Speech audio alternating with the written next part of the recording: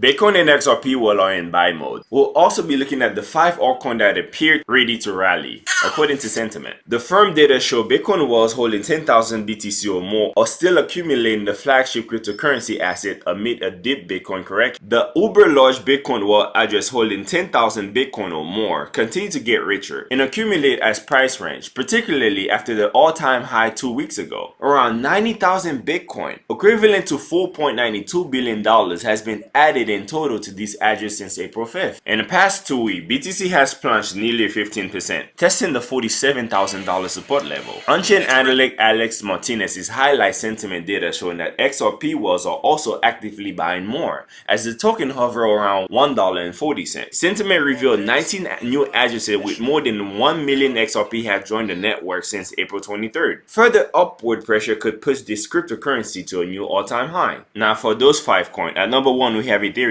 which saw a new all-time high of $2,796.05. It's still showing a strong bullish signal when you're looking at the highlight matrix. Many new Ethereum addresses have been created lately, helping propel the asset to new heights. At number 2 we have BAT, Basic Attention Token. At number 3 we have Maker, MKR. At number 4 we have Engine Coin. And last on the list is Decentraland, aka Mana.